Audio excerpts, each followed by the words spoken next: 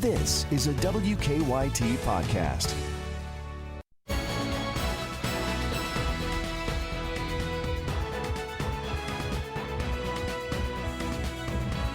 Good morning from WKYT News. I'm Bill Bryant, and we welcome you to Kentucky Newsmakers. Several cities here in central Kentucky are growing rapidly right now. We'll talk to the mayor of Georgetown, the fastest growing city in the state, about the challenges that brings. Mayor Tom Prather will be with us in just a few moments. But first, former New York City Mayor Michael Bloomberg is ramping up his presidential campaign, and he's assembled a team in Kentucky ahead of the May 19th primary. He's opening up 4 offices in the Bluegrass State, including one here in Lexington. Jason Perkey with the campaign is joining us. He's the senior advisor for the Kentucky Mike Bloomberg campaign. Welcome. We appreciate you coming in. Thank you, Bill. Thank you. Just learned that you're the nephew of Wayne Perkey, a long-time announcer from WHAS in Louisville that many people in this region know as well. Sure. Interesting connection there. You have extensive political experience. Why did you sign on with Michael Bloomberg? Why do you think there is some chance he could do well in Kentucky? Sure. 2 reasons that come to the forefront of why I'm supporting Mike Bloomberg. First, I think he has the mental capacity to be president of the United States, to run the federal government. He's smart enough to handle all of the issues, whether they're international or domestic. He's proven that he's a leader and can actually think on scale for the purposes of being able to solve issues and take our country forward in the right direction. Secondly, Mike Bloomberg is a steady hand. He's someone that's not going to come into the Oval Office and continue to shake things up across the country in a way that creates extremism, whether or not it's the north, south, east, west, or in the Midwest. We have a president now that has done a whole lot of splintering of America between Republicans and Democrats, between race, and I think that, and gender, and I think that we have someone who's going to, on day one, actually provide a steady hand in the most important position in politics in our federal government. Now President Trump carried Kentucky with about 66% of the vote in 2016, and polls have indicated he continues to enjoy majority approval here in the Commonwealth at this point. The president has visited Kentucky several times, always enthusiastic crowds. Can any Democrat beat Donald Trump in Kentucky in November? Well, so I don't know if any Democrat's going to beat Donald Trump in Kentucky in November, but I think that Mike Bloomberg is going to win the Democratic primary in May. And the reason why is because he shares the values of Democrats. He shares the values of Americans across the country. An uphill climb, obviously, in November for whomever the nominee is going to be on the Democratic side against Donald Trump because of how popular that he is across the Commonwealth. But my job is the first step, which is to make sure that people understand the profile of Mike Bloomberg and why he is the single best candidate to run against Donald Trump and to beat him in November. And so that's what we're going to put together here, focus on May. What do you want people to know that they don't already know? That he is a billionaire businessman, that he was the mayor of New York City, that he had some proposals about soft drink sizes, this sort of thing. I mean, what else do we need to know in your view? So I think, just taking the last issue you talked about, healthcare. Mike Bloomberg cares about people's health, and he's actually made some policy decisions and implemented them in New York so that people can actually live longer, from smoking bans to this big gulp issue that people talk about. What he's most concerned in is people's health and their longevity. I'm also interested in people learning that he has the temperament for the job. He's also someone that's going to be inclusive of all Americans, not just a small handful of people like Donald Trump has been. I think that Mike Bloomberg has addressed issues like climate. He has lowered carbon emissions. He has increased air quality in New York. It's been better than it's been in 50 years there. He's addressed issues like gun violence and immigration. New York City is the immigration capital of America, and so he knows firsthand those issues that immigrants are facing and people who have that are in that space. So when it comes to thinking very broadly about very important issues, he has the experience and the brain power to make really tough choices in a way that's going to impact everybody. Mayor Bloomberg is something of a late start here. He has not competed yet in a primary or caucus, and already he has faced some criticism, including from minority groups about some of the police policies when he was mayor there. Yeah, so One of the things I admire about Mayor Bloomberg is his humility. Mayor Bloomberg apologized for not acting sooner with regards to the impact on the issue of stop and frisk. I think that that's some mark of a leader and someone who can learn from all of the things that they have impacted in people's lives on a day-to-day basis, or just someone who might not have ever met before, and still being able to take ownership of it and move on, right? To come up with issues and, come up with initiatives like the Greenwood Initiative that will hopefully provide an opportunity for 1 million African American homeowners across America, that will deal with a fundamental issue in our country, which is income inequality, access to capital so that people of color can start businesses, grow businesses, and be successful. So I think there very much was an issue with regards to stop and frisk in New York City. I think, however, what he's done is something that Donald Trump would never do, which is take ownership of it, apologize for it, stand in front of the people that he's impacted as a result of that choice and a result of that policy, and then try to do something to better that community as well. As Bloomberg looks for a lane or a path to the Democratic nomination, it would appear he has to do some weaving here. You have Bernie Sanders, obviously, on the left, and then more moderate candidates like Biden, Buttigieg, and Klobuchar, with the last two doing well in the New Hampshire primary.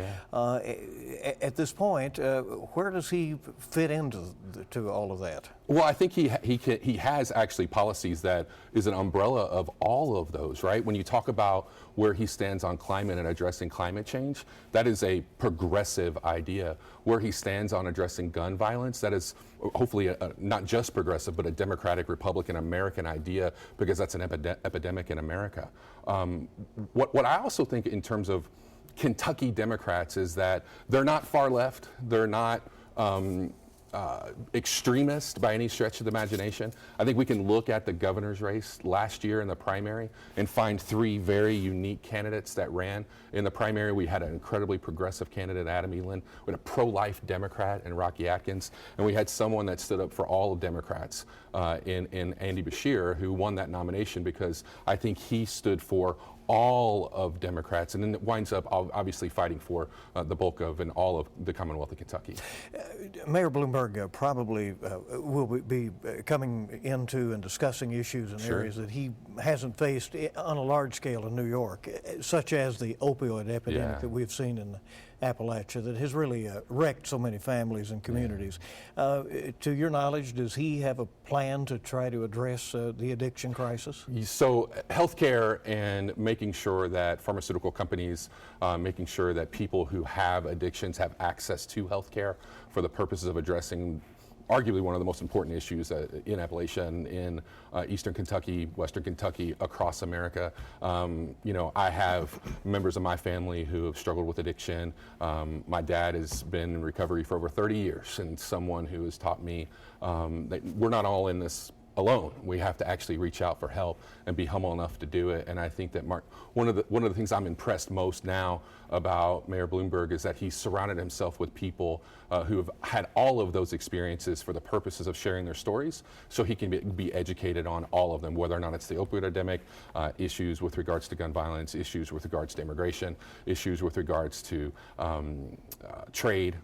There is an opportunity for us to have someone in the White House that can't just think about one thing and isn't just going to be focused on anything in particular, but is going to make sure that people who are experiencing this as an issue know that they have someone in the White House that will work with them. What signal do you hope it sends that here 3 months before the primary, he is opening up offices, he has a team in place, and you are sitting here making his case before Kentuckians? Sure. So I don't think that Kentucky has ever had a candidate running for president sitting in the Commonwealth asking to talk to them and listen from them that have been running for president in my lifetime this early.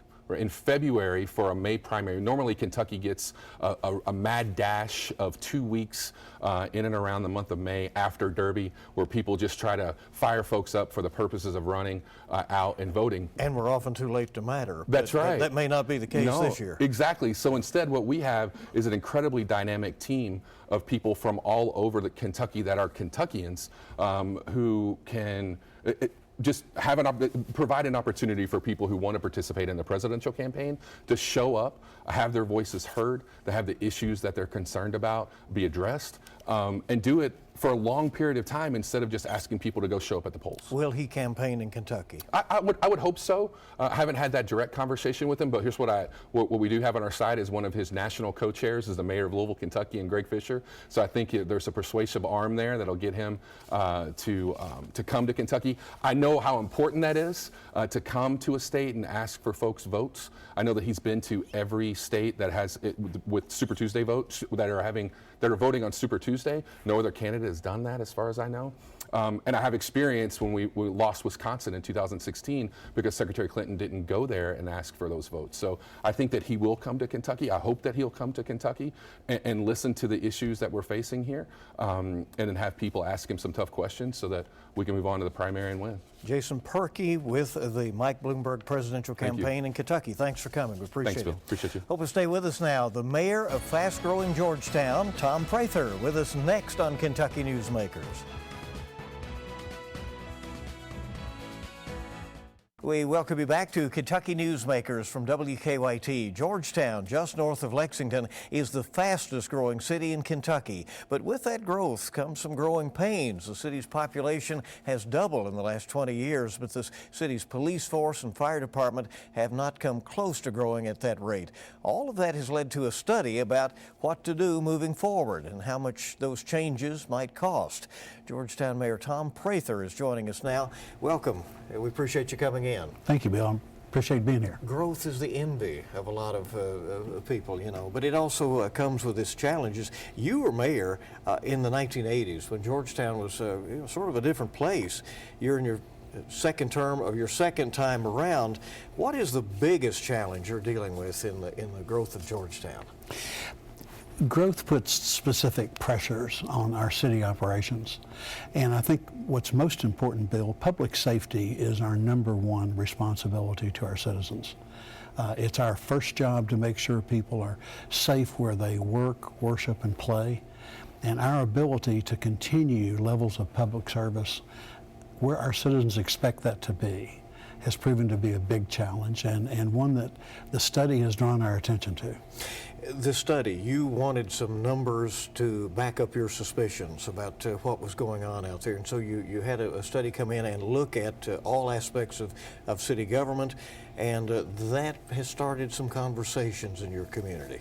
Very needed and I think healthy conversations, Bill. Anecdotally, we knew that certain things had changed about city operations. We also knew that we had had difficulty with our current budget year. In the budget year we're in right now, we had added no new police officers, no new firefighters, no new dispatchers. And that's just not appropriate for the fastest growing city in Kentucky.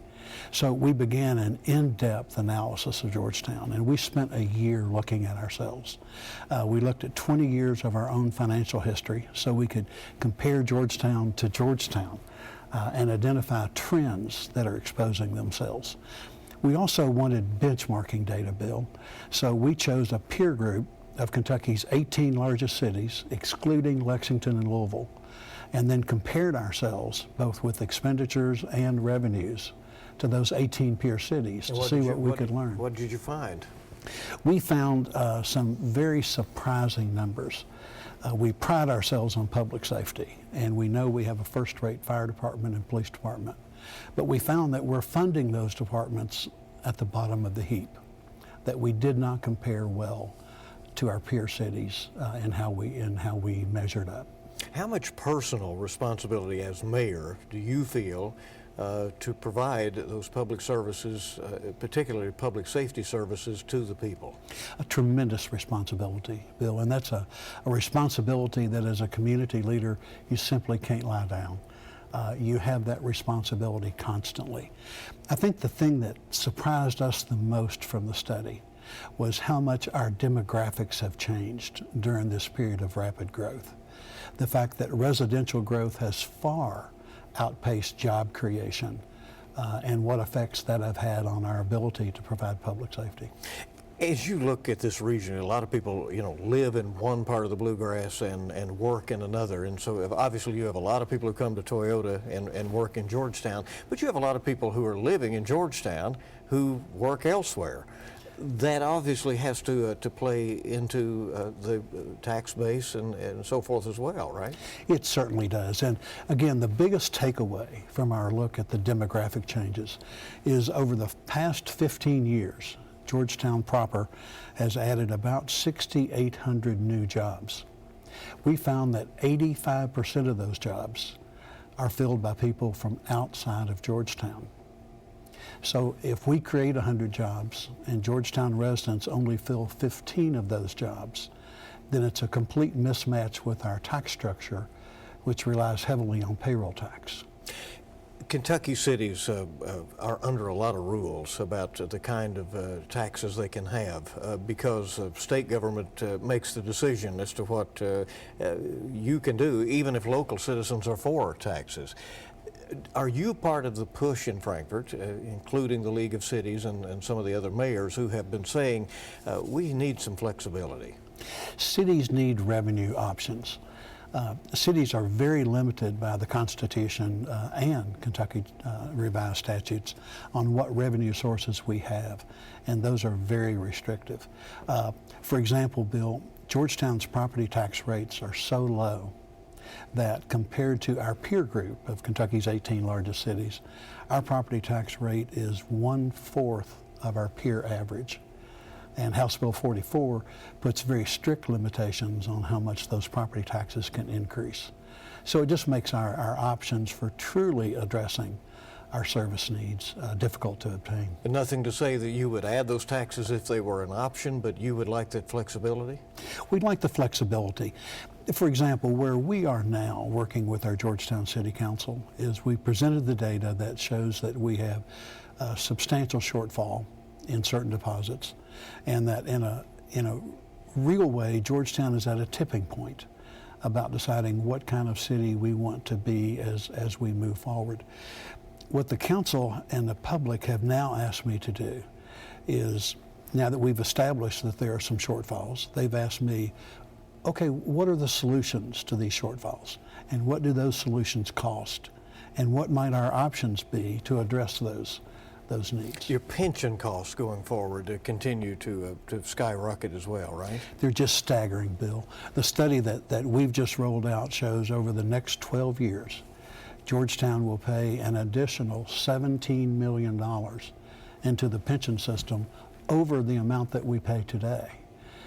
Those rate increases are already known, so we went ahead and factored them into our analysis so that we could present our citizens with the most clear-eyed, fact-driven, data-driven assessment that we possibly could. I'm sure you want to make it clear growth is a good thing and you want to see it continue. Would it be easier if the growth slowed in Georgetown?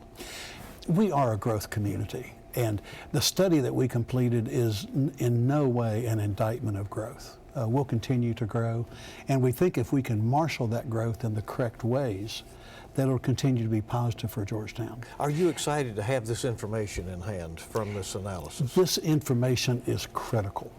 And I think one of the great advantages that Georgetown has today is having this data. Most communities of our size have not yet taken the step to do an in-depth analysis of this type. And armed with this data so that we can talk with our citizens about facts and not political rhetoric, data rather than opinions, and have a productive conversation, I think it's one of the greatest advantages that we have today. Georgetown Mayor Tom Prather is with us on Kentucky Newsmakers. We're going to come back and discuss more of what's happening over there in the seat of Scott County when we come right back. Welcome back to Kentucky Newsmakers from WKYT. We're talking about the growth of Georgetown with Mayor Tom Prather, and it certainly is interesting to see. Central Kentucky is interesting right now. This large city in the middle, Lexington, obviously, several growing communities around, and to the north you have Georgetown that's rapidly growing, that you now say is the 7th largest. Yes. You have Richmond to the south, I think is the sixth largest, and you're sort of in a race with people moving to both those cities, right? It's a great quality of life in both cities, Bill. And where Richmond is now ranked 6th, and they're growing, we're growing just a little bit faster. So I joke with Mayor Blythe about we'll probably overtake Richmond in the next year or so. And he says trying to draw a line in the sand. Exactly. Well, a line in the river, perhaps. There you go. Let's talk about some other exciting things going on over there. One thing I know you're very proud, the 30th anniversary now of a sister city program that you have with the community in Japan. Yes. That also has ties to Toyota. It's a really great relationship, Bill, that when we developed it 30 years ago, we decided that this sister city relationship would focus on children and education. And that's been the foundation for this relationship ever since. We have sister school relationships between Seggio High School and Scott County High School to symbolically represent our concern about the environment. We have a sister river relationship with the Elkhorn Creek. It's a very robust relationship. And we'll celebrate the 30th anniversary by actually traveling to Japan later this year to renew that relationship. Georgetown College, under new leadership, President Will Jones is over there, seems to be intent on shaking things up. He's doing some pretty bold things, free tuition in targeted counties. What has he brought to the table in the community? Excitement and energy and a vision for Georgetown College that I think is perfect for today. President Jones has remarkable energy, and as you mentioned, he's taken some very bold steps with the Legacy and Legends program to offer free tuition to students that qualify for Georgetown College. Just couldn't be more proud of what this means for Georgetown College. And the city of Georgetown, we're so interrelated, we share a name. So the college's success is a real reflection on Georgetown's success. And I wish President Jones well. What would you say to regions and to this region in particular, where Georgetown is in the middle of the bluegrass, with all of this growth happening, with the traffic patterns becoming heavier at all times, about trying to coordinate better as a region? Is there enough going on in terms of planning Central Kentucky's growth? Collaborative planning region-wide needs a lot of help. Bill, I believe that the philanthropic community has figured out how to do regionalism exceptionally well with United Way of the Bluegrass and other philanthropic organizations. I believe the business community has figured out regionalism very well. Local government has not. We still primarily exist in silos. I know that Bluegrass Tomorrow, as a regional organization, is trying to promote better communication about planning decisions, and clearly we can do a better job at that. What is the missing piece? Is it the fact that every community wants its own individual identity and wants to promote its own individual tourism activities and their downtowns, that kind of thing? Is that a barrier to having some more cooperation? There is some jealous autonomy. And that certainly exists. But on places like tourism, where that cooperation is completely benign, there are no losers when we cooperate on tourism. If we convince someone to stay for another day, then another community benefits as well. There are things that we can do, but historically we've had these silos, and they're really hard to break down. Merged government. It's come up before. In fact, I think you had a vote over that once and it was defeated, right? But when you talk about the changes in demographics and the fact that there are so many more now in the city limits than in the rest of the Scott County, though there are the other communities out there as well, do you see that possibly coming up again for a vote? We have the occasional conversation about merged government. I don't see a groundswell of support for it right now, Bill. What we learned when we attempted the merger effort, and it turned out to be such a bitterly divisive political topic, that we could accomplish almost the same outcomes by cooperation. And Georgetown and Scott County Fiscal Court enjoy a very cooperative relationship. We have some 16 different interlocal agreements where we share expenses and share outcomes. So we tried to achieve the efficiency of merger without the political rancor of merger. And it comes to the same thing, right? Communities want their own identity, right? They very jealously will guard their own identity. Mayor, thank you so much for coming. Mayor Thank you. Tom Appreciate the Prather invitation. of Georgetown. The race to the White House is a long one, but we're a step closer to learning the Democratic presidential nominee. Our senior national political analyst, Greta Van Susteren, has the latest news from the campaign trail. Hello, I'm Greta Van Susteren, and here is your Full Court Fast Break. Hold the chaos and confusion. The nation's first primary went off without a hitch. Vermont Senator Bernie Sanders winning the New Hampshire primary. No surprise there. But Mayor Pete was close behind, less than 2 percentage points behind. In fact, so close, he's projected to win the same number of delegates. And a big surprise from Minnesota Senator Amy Klobuchar. She surged to round out the top 3. That's a big blow to Senator Elizabeth Warren. The Massachusetts senator trailed behind to a distant 4th place. She had expected to do far better in her neighboring state. And the Yang Gang is no more. Businessman Andrew Yang pulling out of the presidential race. And he's not the only one. Colorado Senator Michael Bennet likewise bowing out on Tuesday. And then one day later, Wednesday, it was former Massachusetts Governor Deval Patrick's turn to leave the race. And next up, in the marathon for the Democratic nomination, the Nevada caucus. It's more than a week away, but early voting starts this Saturday. The Silver State is the candidate's first test in a diverse state. Nevada has a sizable Latino population.